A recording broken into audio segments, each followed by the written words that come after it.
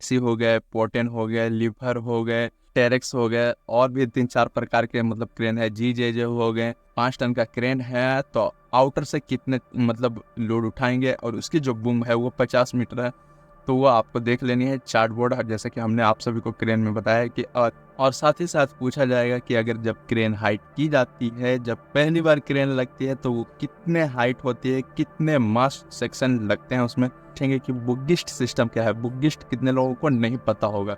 जैसे कि railway track होता है उस पर भी क्रेन होते हैं, टावर क्रेन, ठीक है। अगर आप झूठ बोलते हो तो उसमें देखने में प्रॉब्लम हो सकती है, तो आपको प्रॉब्लम ये हो जाएगा कि आपको जॉब नहीं भी मिल सकता है।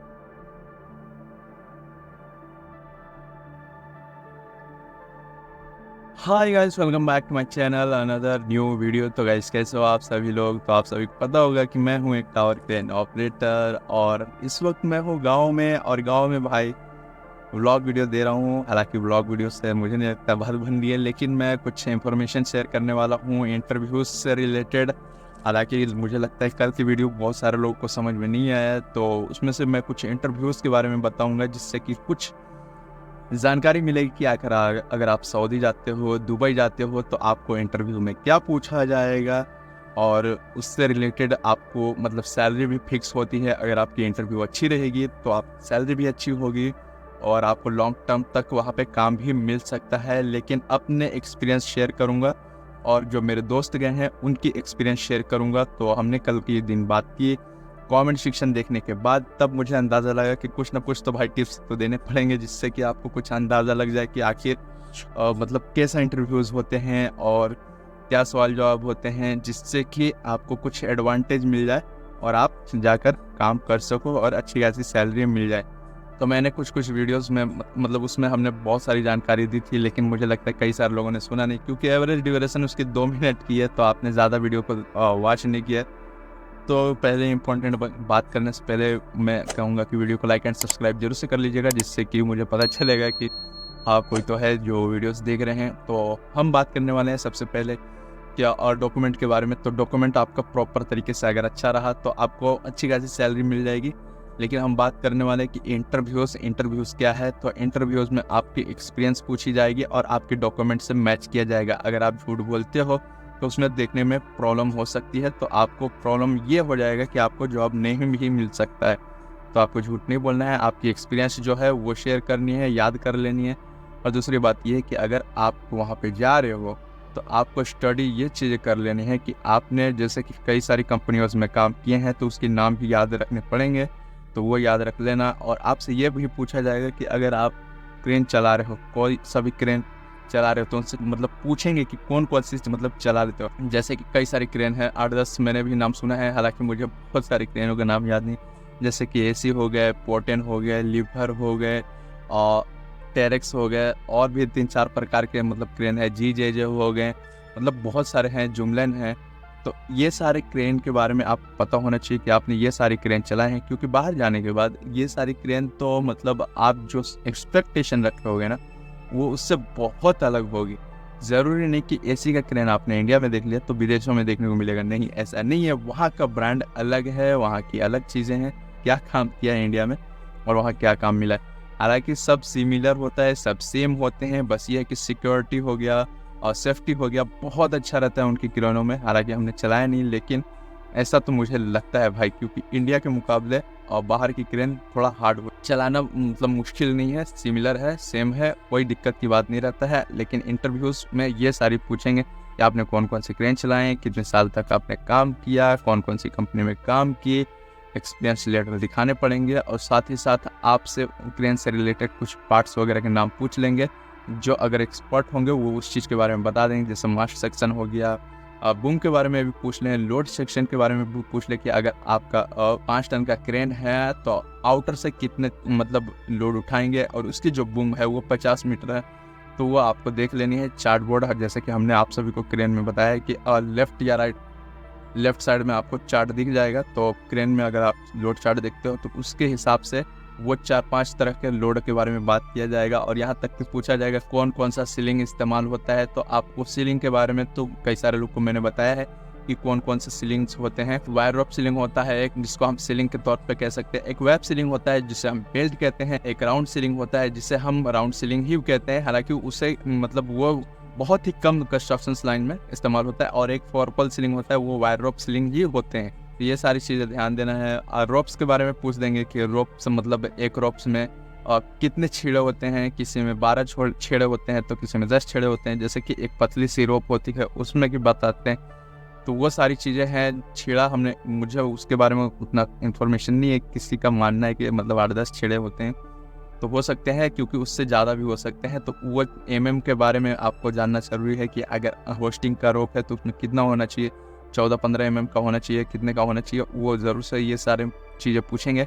तो जैसे कि जितना आपने रोप देखा है उसके बारे में इंफॉर्मेशन दे देना है। ट्रॉली का होता है 7-8 का, तो उसके बारे में भी इंफॉर्मेशन दे देना है। तो अगर आपका क्रेन बेकार हो जाता है, माफ़ करना, मतलब अगर आपका क्रेन काम नहीं करता है, तो उस सिचुएशन में वो आपसे पूछेंगे कि आपको क्या करना चाहिए। तो उसके बारे में आप सभी को बताना होगा कि हमें सेफ्टी से बात करनी होगी, अपने P&M इंचार्ज से बात करनी होगी। वो हमारे इस चीज़ों के एक्सपर्ट्स जो हैं उनको बतानी होगी, तब जाके हम आगे का काम करेंगे।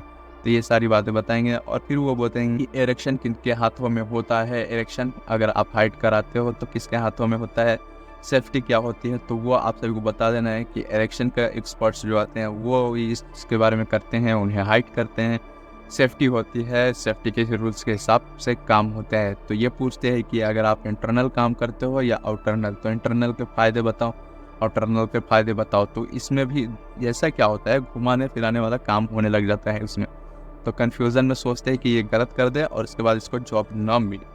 तो इंटरनल आउटरनल का बात ये रहता है कि इंटरनल अगर जो होता है वो लिफ्ट में फिक्सिंग होती है और उसे हाइड करना आसान तरीके से है। और उसमें मतलब क्या होता है ना कि थोड़ा सेफ्टी बनी रहती है। अब आउटरनल की बात की जाए तो उसकी सेफ्टी तो रहती है, सेफ्टी का टेंशन नहीं है। लेकिन आउटरनल का क्या होता है, कई सारे लोग को मतलब डर भी लगता है उसमें। और मतलब क्या होता है ना कि ज़्यादा नीचे तक नहीं जाते हैं लोग और आधे रास्ते से ही मतलब बिल्डिंग्स में घुस जाते हैं। तो बहुत सारी चीज़ें हैं जो इसमें मतलब छूट जाता है। हम ज़रूरी नहीं कि जैसे मान लेते 50 मीटर हाइट है और हमने 50 मीटर के आसपास और मास्ट सेक्शन लगा हुआ है, तो हम 50 मीटर पूरा देखते नहीं है ना करके, तो ऐसा हो जाता है। तो उसमें भी बहुत सारे सवाल जवाब रहते हैं। तो क्या होता है कि हम लोग आधे रास्ते तय करते हैं, फिर उसके बाद बिल्डिंग में चले जाते हैं। तो उसमें कुछ सेफ्टी मतलब रुक जाती है, हम पूरे नहीं देखते हैं और पूछते हैं कि फॉल अरेस्टर क्या है। फॉल अरेस्टर के साथ साथ पूछेंगे कि रस्सी आखिर क्रेन में क्यों लगाया रहता है।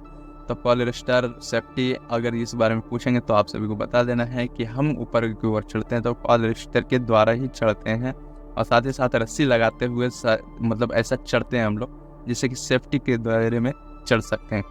तो अगर आप गिरते हो तो वो फॉल अरेस्टर आपको गिरने से बचा लेता है। तो फॉल अरेस्टर कितने लोगों को पता है तो कमेंट में रिप्लाई ज़रूर से दे दीजिएगा। ये छोटे बड़े अपडेट हैं जो आपको सेफ्टी से रिलेटेड बड़े बड़े सवाल रहेंगे। हालांकि मुझे जितना था पता उतना हमने बता दिया। हमारे दोस्त बोलते हैं कि मतलब खूब से खूब आपसे 5 से 10 सवाल पूछे जाएंगे, इससे ज़्यादा नहीं पूछे जाएंगे। और जो कि वो क्रेन के एक्सपर्ट्स होते हैं जो आपसे ये सारे सवाल करते हैं और सारे हिंदी में सवाल किए जाते हैं।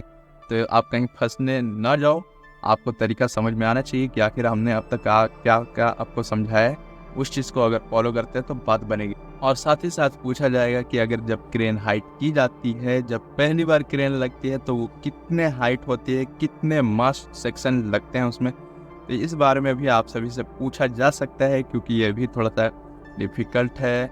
आखिर इसमें जवाब दे तो दे क्या, तो इसमें आप सभी को पता होना चाहिए कि मिनिमम 12 से 13 मास्ट सेक्शन लगते हैं।